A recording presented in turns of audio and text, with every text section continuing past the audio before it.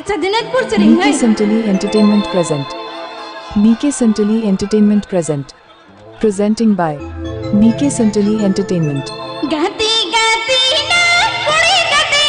गाती Presenting. गाती ना घोड़ा गाती गाती ना घोड़ा गाती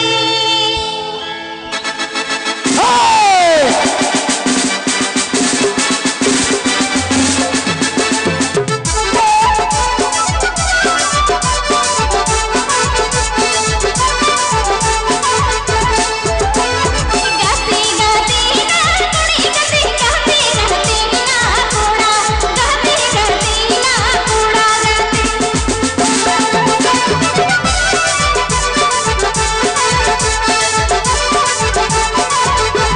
गाती गाती ना कुड़ी गाती गाती गाती ना घोड़ा गाती गाती ना घोड़ा गाती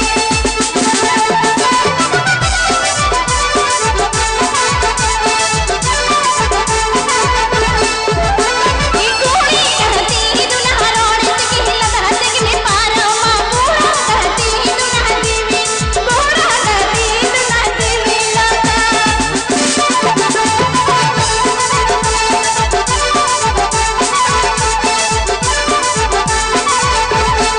कोड़ी गाती दुल्हा रोड से हिलता से में पारो घोड़ा गाती दुल्हा देवी घोड़ा गाती दुल्हा देवी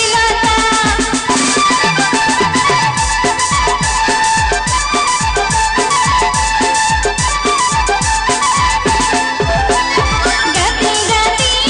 कुड़ी गाती गाती गाती ना घोड़ा गाती गाती ना घोड़ा गाती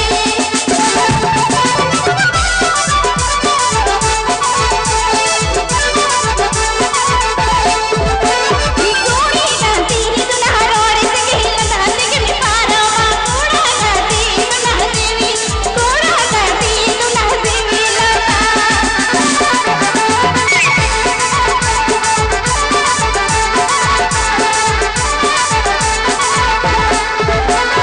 कोड़ी गाती दुल्हा रोड से हिलता से में पारो घोड़ा गाती दुल्हा देवी घोड़ा Please like, comment, share and subscribe my channel.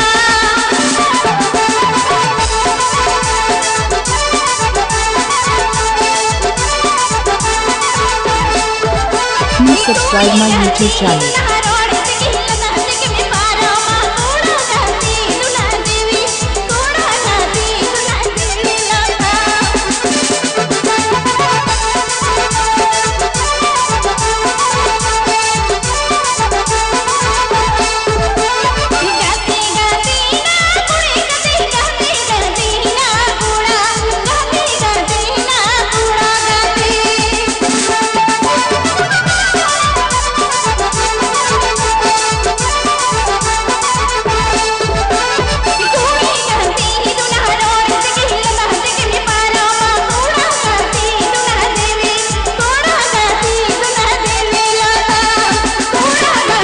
नवा वीडियो हम लगे video Santali entertainment YouTube channel subscribe करन